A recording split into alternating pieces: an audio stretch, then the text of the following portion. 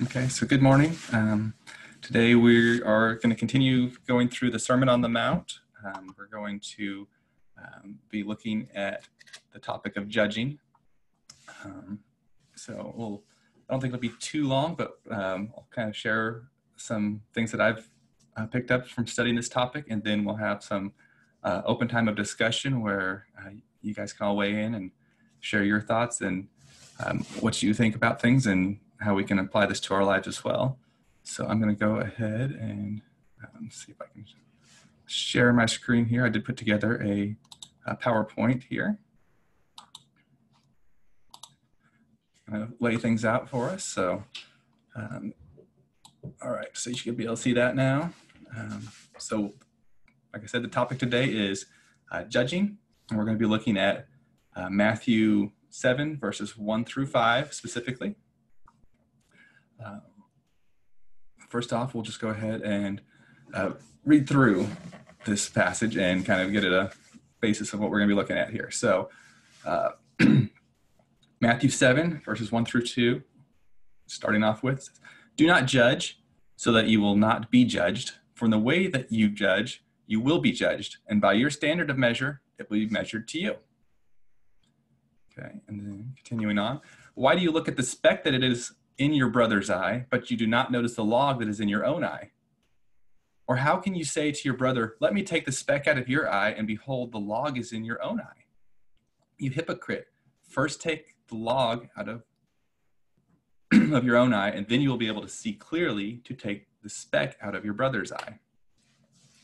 Okay, so I think this is pretty straightforward, but we're going to dig into it a little bit more here.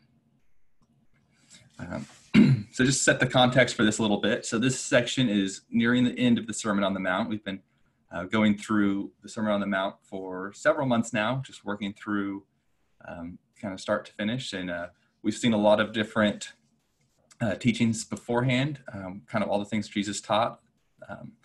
So this is near the end of that Sermon on the Mount. We're getting close to the being done with this series. So we need to make sure we're considering this with everything else that was taught, immediately before it, and keep that still in our minds. Okay, so something we've seen, we've had this pointed out several times, is that in Jesus and his Sermon on the Mount, he repeatedly and emphatically focused on self-assessment and examination of one's own heart and motives. And if someone has just carefully listened to Jesus's, prior words, then they shouldn't be concerned about others' issues nearly as much as their own. So if someone is, taking to heart all this stuff that Jesus is teaching, they're probably at that point should be feeling a little bit convicted of their own actions and thoughts rather than pointing at everyone else's faults. Okay.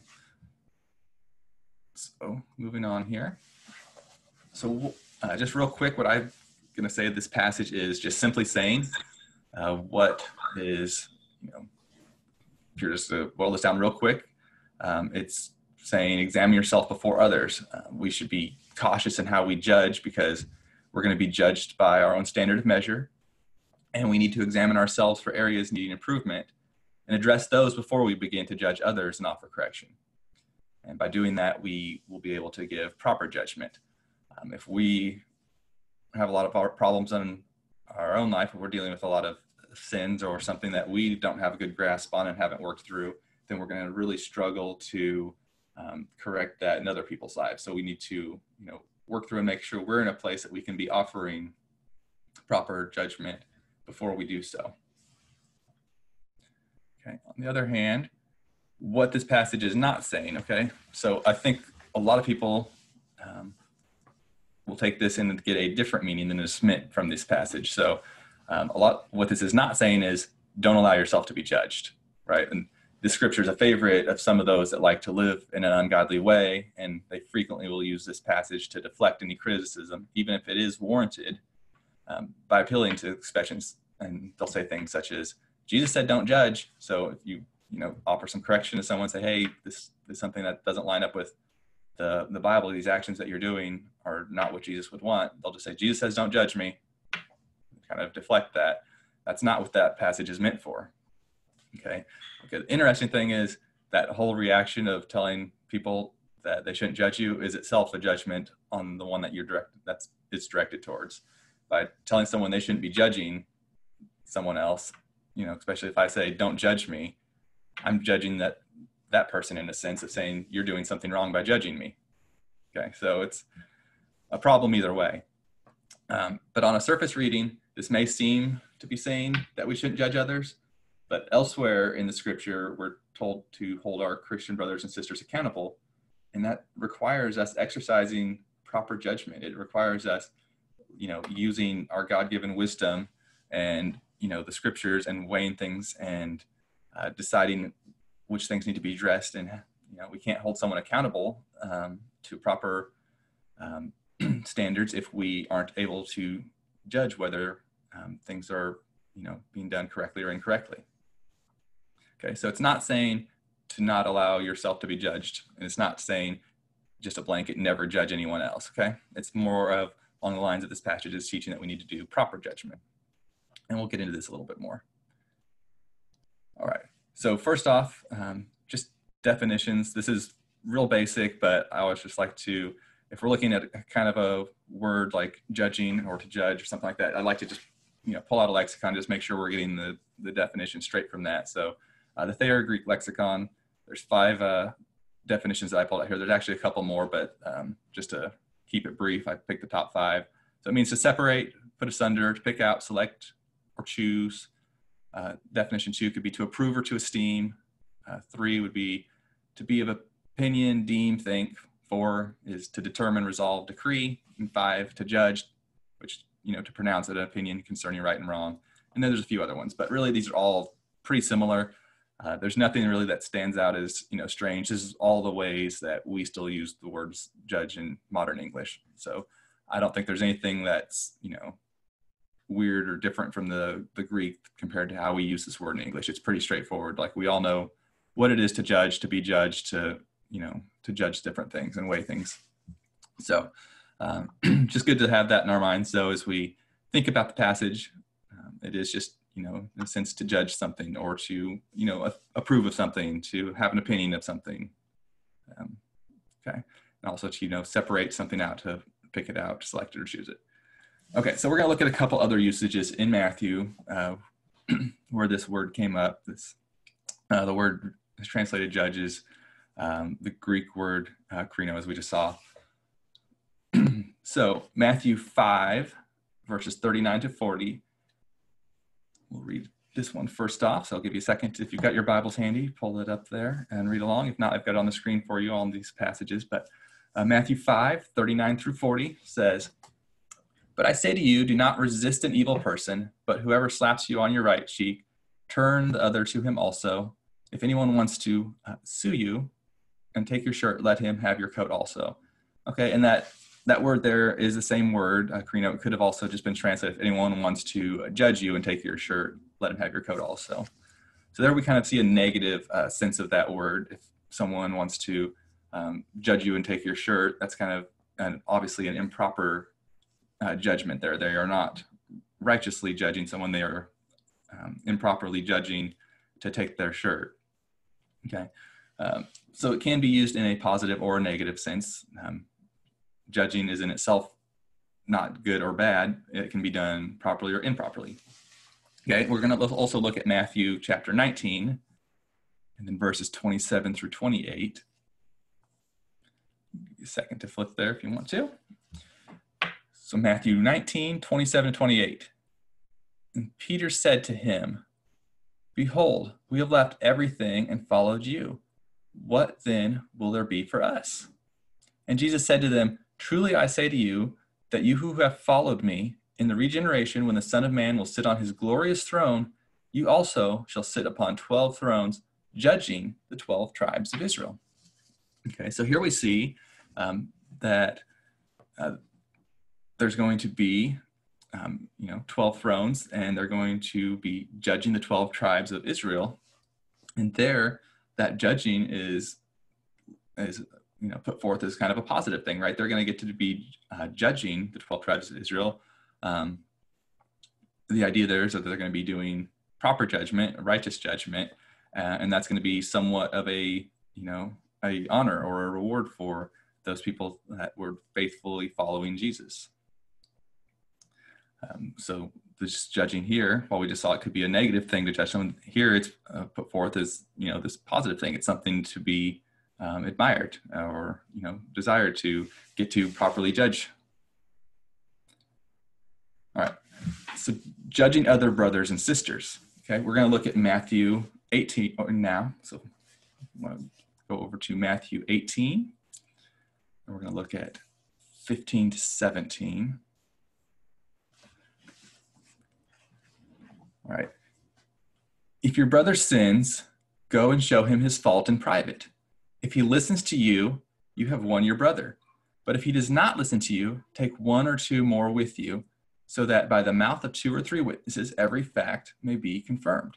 If he refuses to listen to them, tell it to your church. And if he refuses to listen even to the church, let him be to you as a Gentile and a tax collector. Okay.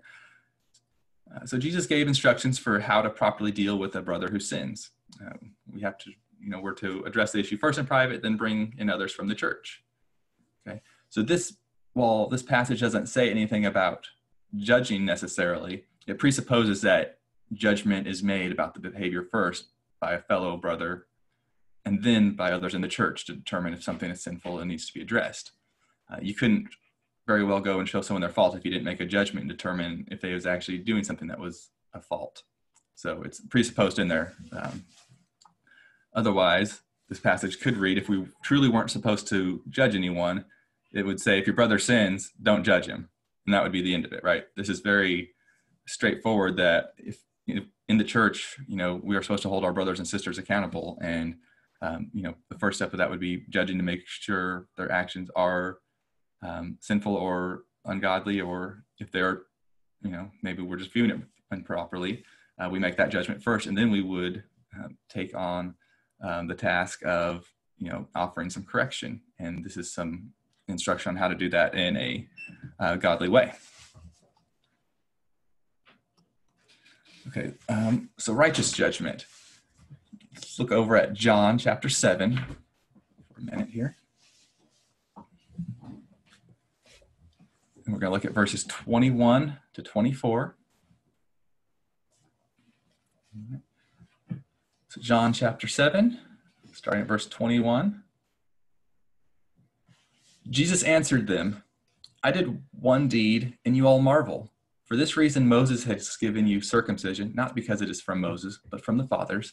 And on that Sabbath you circumcise a man. If a man receives circumcision on the Sabbath so that the law of Moses will not be broken, are you angry at me because I made an entire man well on the Sabbath? Do not judge according to appearance, but judge with righteous judgment. Okay. So, the idea here is, obviously people got upset when Jesus healed somebody on the Sabbath. So he's kind of making an argument here that, doing good things on the Sabbath is not breaking the Sabbath. But then also he gives this little saying at the end, do not judge according to appearance, which would be an improper judgment, but judge with righteous judgment.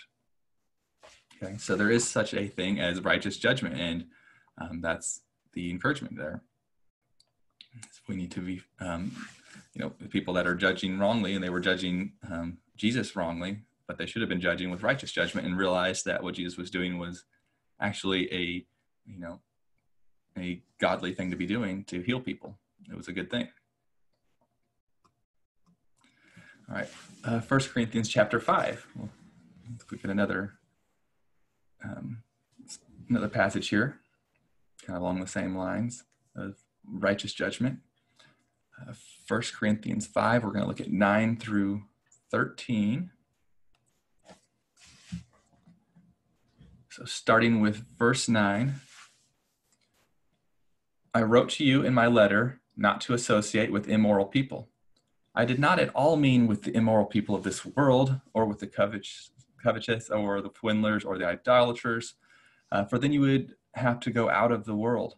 But actually I wrote to you not to associate with any so-called brother if he is an immoral person, or covetous, or an idolater, or a reviler, or a drunkard, or a swindler, not even to eat with such a one. For what do I have to do with judging outsiders? Do you not judge those who are within the church? But those who are outside God judges. Remove the wicked man from among yourselves. Okay, so here we see that Paul here is encouraging the Corinthians that they shouldn't be so worried with, the sinful, immoral people outside the church, those in the world, and trying to be judging them and, condemning their faults, but they need to, judge those that are within the church. Like if someone is within the church and there's a problem that needs to be dealt with, that's the people that we need to, in the church, be focusing on judging and offering correction. And that's kind of what we saw. You first approach the brother and then take someone else from the church with you and get someone else involved. So here at the end, it says, remove the wicked man from among you. Okay, obviously a judgment's been made about this person to say that he's wicked and needs to be removed. There's nothing here saying that you should not judge brothers and sisters in Christ, but there does need to be a righteous judgment, and the judging should be focused on, helping the church to maintain proper function and, avoiding the immorality of the world happening in the church. Okay, I'm going to look at another place here along the same lines. So Romans chapter 2, and this is just kind of pointing out that just being a hypocrite's not really going to help anyone. Romans chapter 2, and we're going to look at verses 1 through 3. Starting in verse 1, therefore you have no excuse, every one of you who passes judgment, for in that which you judge another, you condemn yourself. For you who judge practice the same things. And we know that the judgment of God rightly falls upon those who practice such things. But do you suppose this, O man, when you pass judgment on those who practice such things and do the same yourself, that you will escape the judgment of God?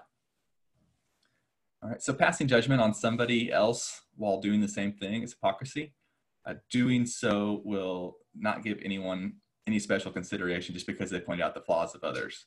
If we're just, pointing fingers at other people for doing something that's wrong and we do the same thing ourselves, that's not going to, help anyone to overlook what we're doing. Like God's not going to say, oh, look at you, you pointed out what other people were doing wrong, but you didn't focus on yourself at all. So we'll just overlook what you did. No, it's actually the other way, where if we're pointing out the faults in other people, we should be already seeing those faults in ourselves if we have them, and we should be addressing those before we're trying to address them in other people. Okay, so also note this passage doesn't say to avoid judging others. It does, however, call attention to personal practices instead of overlooking those to focus on other people's practices. The implication is deal with your own problems and practices before you try to address those of others, which is pretty much, I think, the same thing that's being taught by Jesus in the Sermon on the Mount, the passage we're looking at today in Matthew 7. All right, so going back to Matthew chapter 7, I'm going to read it one more time now that we've kind of got some other things we've looked at. So do not judge so that you will not be judged. For in the way that you judge, you will be judged. And by your standard of measure, it will be measured to you. So why do you look at the speck that is in your brother's eye, but do not notice the log that's in your own eye? Or how can you say to your brother, let me take the speck out of your eye, and behold, the log is in your own eye? You hypocrite, first take the log out of your own eye, and then you will see clearly to take the speck out of your brother's eye. Okay? Pretty straightforward there, I think. But in the way that we judge, we're going to be judged. By our own standard of measure, we'll be measured. So we need to make sure we're being fair when we, judge other people, that we are looking at things properly. Now, if we have a problem, and I like the kind of the idea here, how it's talking about the eyes, right? So if you have looking at a problem in your brother's eye, but you can't see clearly because you have a bigger problem in your own eye, right? So it's the same idea. If we have a big problem in our life that we haven't dealt with, then, if we've got a big area of sin or, some sort of problem that is, ungodly, something that we need to deal with, we really need to be focused on that first of all and get that straightened out and, repent of it, get on the right track before we go and start trying to tell other people that they're doing something that's sinful and trying to correct their potentially smaller issues than what we have. The idea here is if you have, sin in your own life, if you have, this log in your eye, there's no way that you're going to be able to do a righteous judgment of other people and their sinful behavior or their problems, right? You're not going to have a good idea of how to correct that if you can't even correct your own problems first. So the idea here is, I like the end here. It says, take the log out of your own eye, and then you will see clearly to take the speck out of your brother's eye, right? So once we fix the problems in our own life, there is a point where we then go and would clearly take the speck out of our brother's eye, right? Once we've got ourselves on track, we can then be able to offer righteous judgment to go and help, others that are in the church, other Christians, to see areas in their life that need to be addressed, and work on those. We will at that point, be able to hold our brothers and sisters in the church accountable to righteously judge them and to keep problems from becoming prevalent in the church. So this is not a passage saying just a blanket statement saying never judge anyone else. You're not allowed to judge people. But this is an encouragement to get yourself lined up with God, where you could then offer righteous judgment and actually help the church and help other brothers and sisters by righteously judging. Okay. So summary, real quick, just what we've kind of gone over. In the Sermon on the Mount, Jesus consistently taught people to focus on self-examination. We can't always tell the heart and motives of others, so we should first and foremost be concerned about our own hearts and motives, and then we'll be able to focus on other people. Jesus' followers are to first examine themselves and make sure they are seen clearly so they can be able to give proper judgment and help their brothers and sisters. This passage should not be abused and used to defend bad behaviors by claiming Christians aren't allowed to judge. Okay. Rather, it's an encouragement to first judge oneself and make sure there's nothing that would impair proper judgment of others. And finally, judging should not be about making oneself look better than others. Judging is a necessary part of maintaining a godly community and must always be done in love. So we should not ever have this idea that we wanted to go judge someone else and point out other people's flaws because that'll make us look better and feel better. And we see this in the church all the time. The church is criticized, Christianity at least, and is often criticized for being, hypocritical, that they, point out everyone else's faults, that they tell everyone else not to do sins, but then it's prevalent in the church itself. Okay. The church is has a pretty bad reputation in general. Like, I'm just talking the church's overall Christianity. Like, it's known for turning a blind eye towards, the sin and the problems within it, and then pointing fingers at the rest of the world. Whereas we saw that really our focus should be not judging the world and, the immoral people of the world, but focusing on judging those within the church, within Christianity, and holding them accountable. So there's a large amount of people that don't want to do any judgment at all because they feel awkward with it. They just say, well, Jesus says don't judge, so I'm not going to judge anybody. So they'll, turn their, kind of their eye away from all the things that are right in front of it that they should be addressing. And then they'll point out a bunch of other things from other people.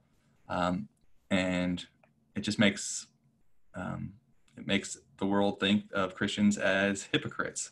And that's not what we're to do. So as with everything, we need to be judging in love. Everything needs to be done in love, but especially, today we're focusing on judging, and righteous judgment would be a loving thing to do. So I'm going to go ahead and stop sharing my screen here. That's kind of the end of what I had prepared as far as the teaching and scripture and all, but now we'll open it up, and if anyone wants to ask some questions or make comments and share their insights and what they've got along the same lines, we'll kind of go around. So if you want to raise your hand, I'll kind of go around in order. Looks like, I think, Shaun, you had your hand up first, if you want to go ahead. Hi, Kenny. Thank you for this teaching. I appreciate it. So, I always had a question about this and just wasn't really sure. So, is there a distinction between judging believers and judging non-believers? So, when the Bible says, in Matthew, you quoted it, when you judge your brothers, to make sure that you take the log out of your eye before you attempt to judge the speck in your brother's eye. So when it says brother, does that mean brother or sister in Christ, the believer, or does that mean the believer and the unbeliever? Or the non-believer? So I may be wrong on this, but I think it's speaking, of your brother or sister as, the other godly people, the other people that are God's people. And I think that passage in Corinthians we looked at in 5 is kind of clarifying that for us, where it's like, he's talking about don't associate with the immoral people, and then, that are outside in the world. But he talks about, let me just look at it real quick so I don't misquote it, but because Paul said, for what do I have with judging outsiders, being outside the church? Do you not judge those that are within the church, but those who are outside God judges? So I think that pretty clearly points it out that we should be most focused on, judging those within the church and holding them accountable. Now, obviously, we can look at the world and say that's screwed up and there's a lot of sin in the world. But as far as like condemning those people and just, trying to hold them accountable, it's not really our place to do that until they, submit to becoming to a follower of Christ. And other than that, we're going to be kind of unfruitful trying to, judge them and tell them they're doing something wrong. Thank you, Kenny. Thank you for pointing that out to me again. I appreciate it. Yeah, thank you. That's a good question. Inti, you had your hand up next, I think. Hello. Hi. So I think this is a really good teaching, like the other teachings. And when it comes to the passage about judging others or about judging yourself first, I think that it could almost, I think it could be seen just by looking at it that kind of like you were saying, it's not about not judging, but it's about judging yourself in order to make proper judgment with others. And if we're not supposed to be judging the like outsiders, then this is talking, from what I gather, in verse 12, like 5 or 6 verses later, kind of hints at what I think is he's kind of directing, like he's concluding everything with. And I know this is a snapshot, but it says, in everything, therefore, treat people the same way you want them to treat you. And it's clear that we're supposed to, if someone's doing something wrong in the Christian community, we're supposed to confront them first, especially if they're doing it to us, and then bring others in as Jesus taught. But I think that that concluding point about having others, treating others as we want to be treated, to me, it looks like on the surface that this whole passage is talking about using judgment or righteous judgment, like how to use it. And from what I gather, since it's talking about us specifically within our own community, like our own, within the Christian community, it's about building each other up and how to carry each other's burdens. In Galatians, it talks about restoring one to with a spirit of, I think, gentleness, with an attitude of gentleness. In Romans 12, it says, rejoice with those who rejoice and weep with those who weep. And I'm pretty sure Colossians mentions something about it too.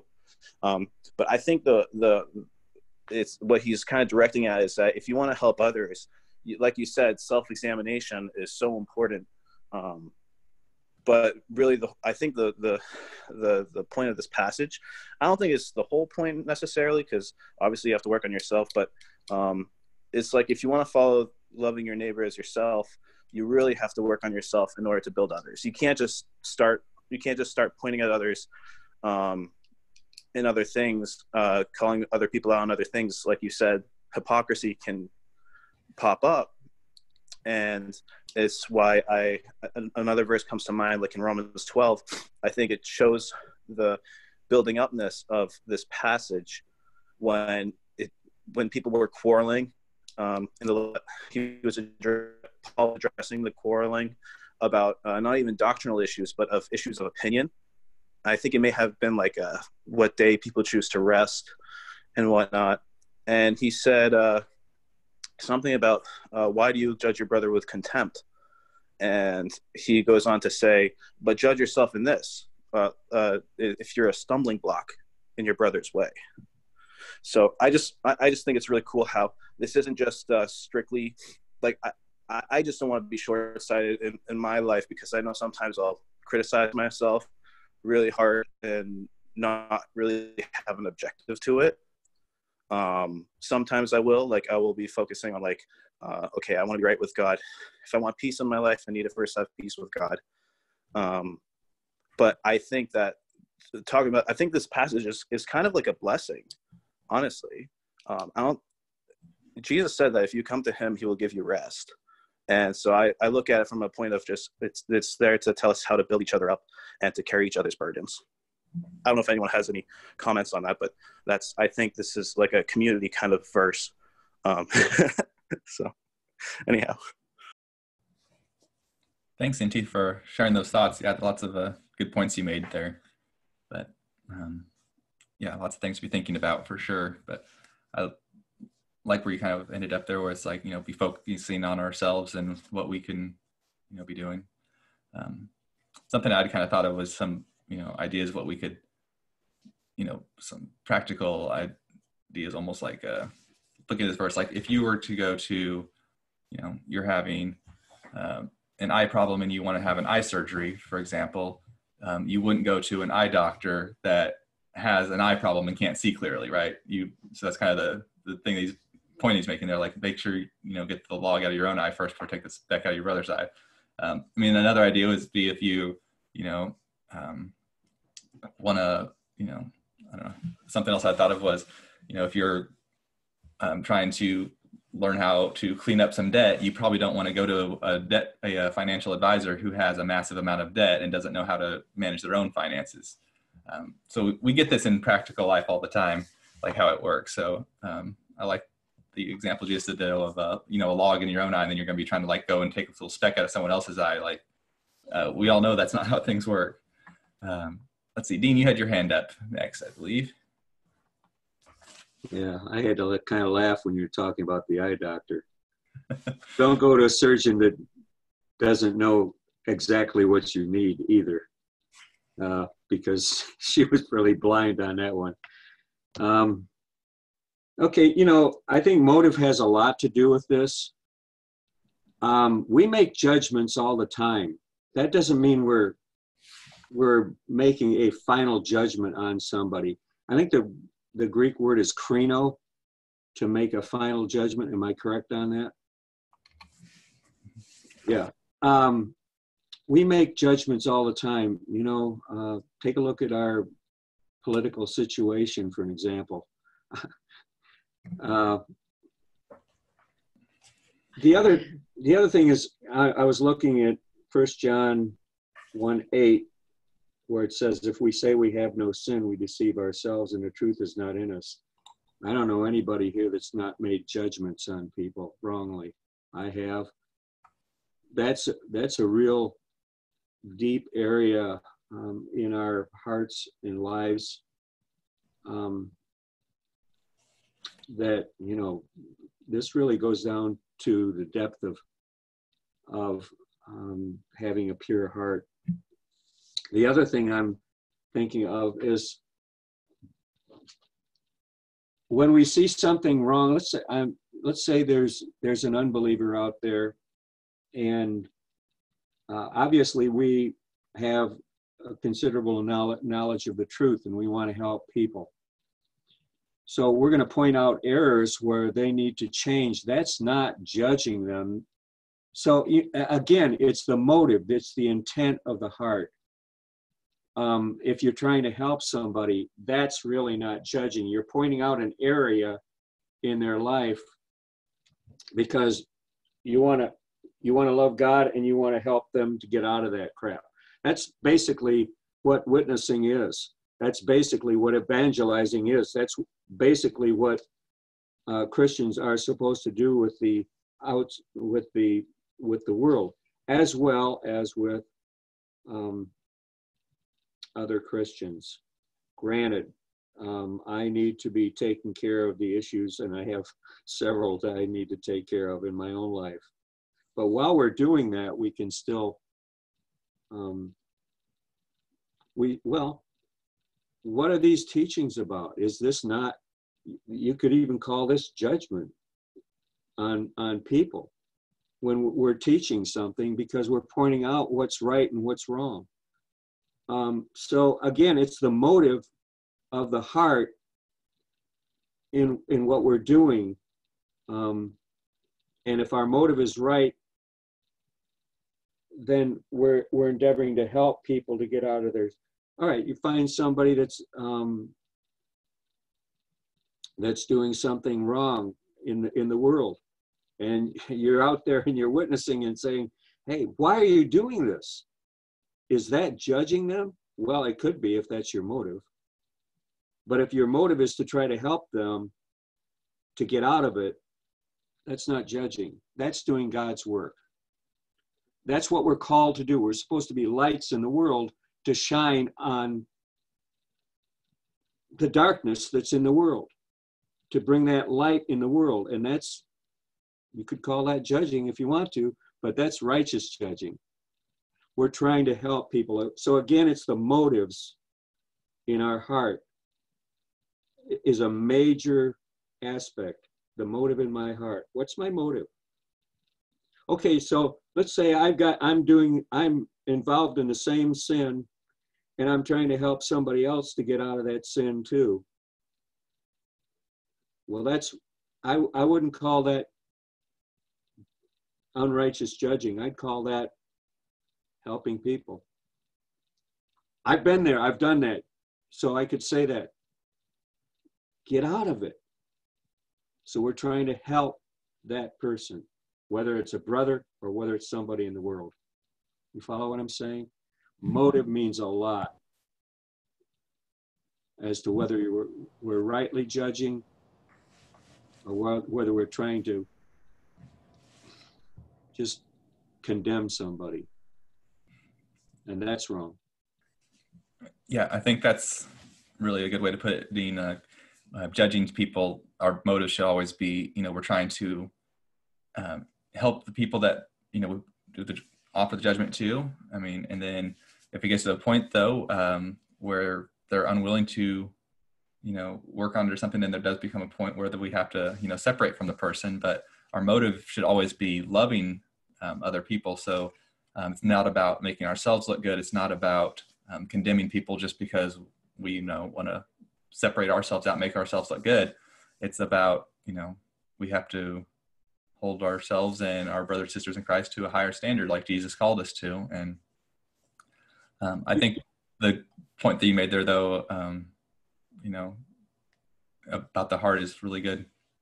We all sin, and anybody that says they don't sin is a liar. They're deceiving themselves. That's very clear. So we're always going to be sinning in this life to some extent. Unfortunately, that's just part of our sin nature. I guess the final point I wanted to make was the fact that, let's say I have a sin that I'm dealing with. That doesn't mean I can't speak in somebody else's life who's got that same sin and try to help him, get out of that thing. So these are the things that we have to see and really consider. Yeah, it's a complex and deep thing to think about. It really is.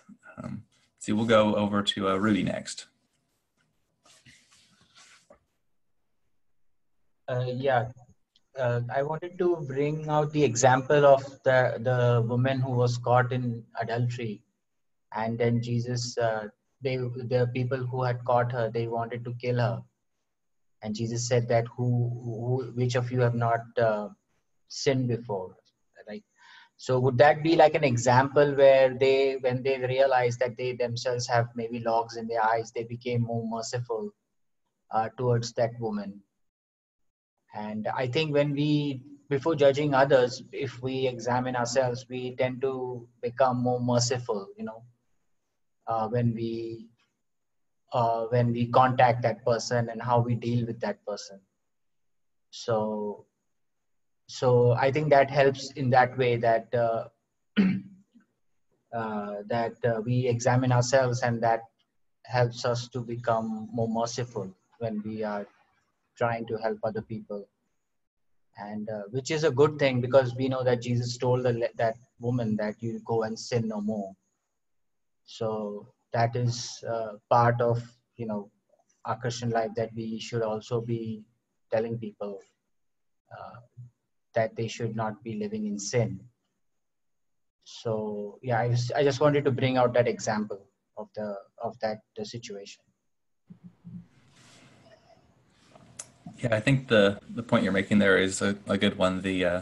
If we're looking at our own issues first, we'll maybe be a little bit more compassionate towards other people, because if we're being focused on our own issues, it's a little bit easier to realize that other people can have they might be struggling with something, and it's not like we're better than you and we're gonna come and judge you. It's more like we've all dealt with things, we've all had issues in our lives, and how can we help other people to move past that? It's not I think what Dean said is, judging people doesn't mean condemning somebody. And I think that gets confused a lot, where people want to just condemn someone else and basically say you're doing this, you're terrible, you're done.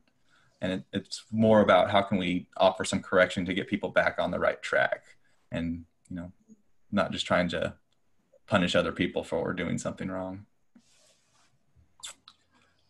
I think Lisa, you had something you wanted to share? What you're talking about this morning, it made me think about people that I've known that really it became clear that they really kind of got a charge out of frequently judging and correcting other people around them, but then they were completely unable to receive anything themselves from going the other direction, from other people to them. So for me, when I encounter things, I always just think of, you want everything in life, to be a lesson, whether it's the way you should be or, the way that you shouldn't be. And, when you're around someone like that, it's a very hurtful and unpleasant experience. So, I certainly, I just took from that, that I don't want to be that way at all myself. And, and what Dean was saying about the motive, motive being everything, the motive of our hearts being everything really dovetails with that, because, if we behave in that way, our motive is not for the benefit of others. It's not, the love of God, or Christ's kind of love, God's kind of love, as it's described in, 1 Corinthians chapter 13, is a big element of this subject, that we're supposed to be not, seeking ourselves or our own gain, or what, to get for ourselves, but for the benefit of other people. And that's really, the only thing that should be going on, the only motivation for why, we would speak into someone else's life is, for their benefit, and not, that we're getting some sort of thing out of it, that we feel a sense of importance or superiority, or, I don't know, people can, sometimes we can be a little bit like dogs or, animals or something, where it's like it's a dominance thing or something like that. So anyway, those were just some thoughts that came to mind in the midst of discussion and about what you taught today. And it was a really good teaching, Kenny. I appreciate it. Thank you. Thanks, Lisa. Thanks for sharing your insights and thoughts there. Some good points there for sure. Let's see, Inti, you got your hand up. I think I was, my memory isn't too good this morning, but I think the chapter 13 in Corinthians that hold on a second, Laura Lisa just pointed out, that includes the section where even if you have like all gifts in the world, or even if you do all things, without love, you really have nothing. Yeah. Okay. So I'm pretty sure it talks about how love basically, from what I got from that chapter, is that love is the only thing that really matters. And I was going to actually speak about that section specifically because I think it also applies with judgment, that we could have all the right judgment in the world, but if we aren't trying to do it if we're doing it for self-gain and doing it for anything, anything other than love, it, like Dean was saying, the motive is what counts here. And so, I don't know how that would make sense, honestly, to have right judgment and to not have the right motives, but to be I just don't want to ever be deceived. I want to make sure that I'm loving from a good place in my heart, because in these things, as it's been noted in other teachings, love isn't about reciprocity. And I know that's something I've been facing with, like just trying to love people genuinely without trying to expect anything back, whether it's people I live with or people at work or customers or whatever it may be.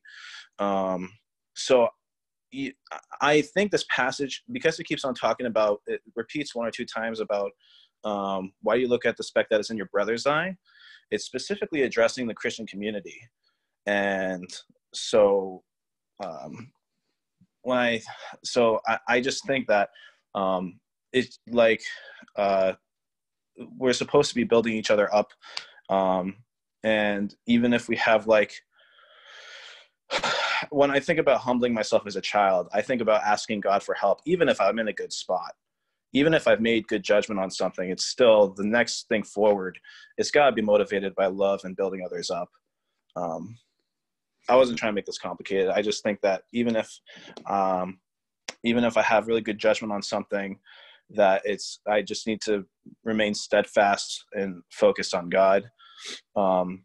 And that these judgment statements are supposed to be building others up. It's not supposed to be a way, it should never result in anything prideful or anything bad. I don't know. I can't get it out of my head now when I see these verses. I probably never will, about how this is the Christian community is supposed to help build each other up and carry each other's burdens. I'll probably never be able to get that out of my head when I read these verses now. So, yeah, it's got to be motivated by love. And so the interesting thing is you could actually avoid, I know this happens, people avoid righteous judgment because they feel like it would be unloving to, offer judgment with it, to other people. And it's actually the opposite, right? Like sometimes the loving thing to do is to offer your judgment, righteous judgment. And by not doing that, you could actually be not loving people properly. So love doesn't always mean the nice, making everyone feel good. Sometimes it's difficult, and sometimes it's can be a little bit painful for people at first, but it's better for them in the long run. Does anyone else have something they'd want to comment or share on? Yeah, it's probably better and more loving to do the judging now and to help correct someone so they don't have to receive a worse judgment on Judgment Day. That would be much scarier and much worse than having a friend lovingly tell you you're on the wrong path than to have God tell you in person that you're being judged for doing something you shouldn't have been doing. Does that include when, I think it may, but does that include when, I think it's Paul talks about, or someone talks about, if you tell your, no, it's James. He says that if you wish your brother well and send him off on his way, but he's still starving, right? That's obviously not a good form of judgment. Like, you know, I'm just trying to put it in terms of building each other up. I don't know if anyone can think of any more examples of how to help each other. He talks a lot about partiality and favoritism within the church, and that might be really relevant here. I just hadn't thought about it before.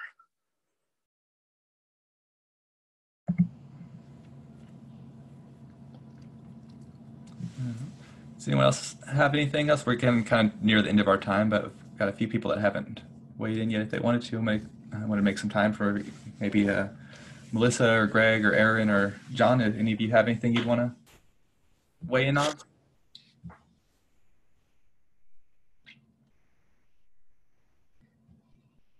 I just shared something down in the chat about, wisdom shows you, that there's a right time to do and say the right thing, but there's also a wrong time to do and say the right thing.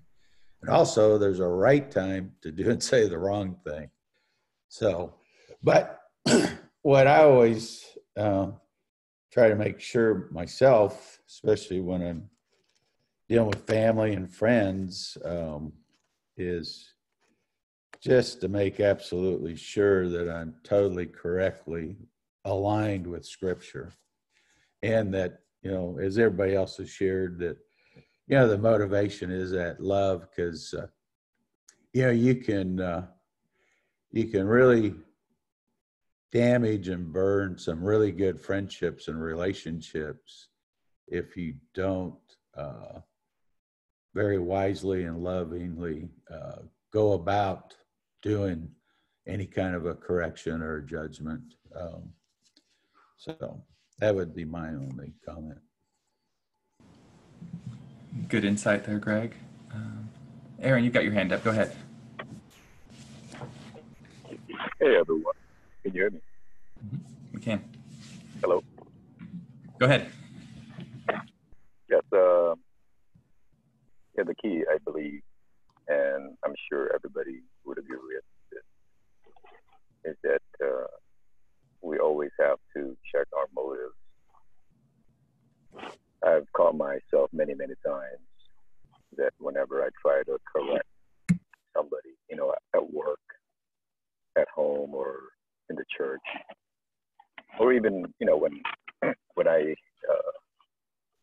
have theological discussion in the Trinities or anywhere else online, Facebook, I've caught myself many times that the only reason why I would correct somebody is because he hurt my feelings, or I don't like this guy the way he talks. So now is my opportunity to get back at him.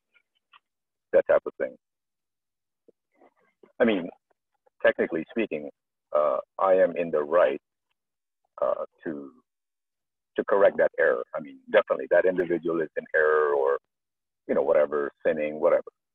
But at the same time, I've caught myself there. I mean, there were times that I've actually done it. I've been guilty of it. But I'm learning to actually catch myself before I even go all the way. The only reason why I'm doing it, I'm correcting this guy, is because it's my way of getting back at that person. Trying to punish him, whatever. So I'd like to hear what others would say about this. By the way, it's a very good lesson today. Thank you, sir. Thanks, Aaron.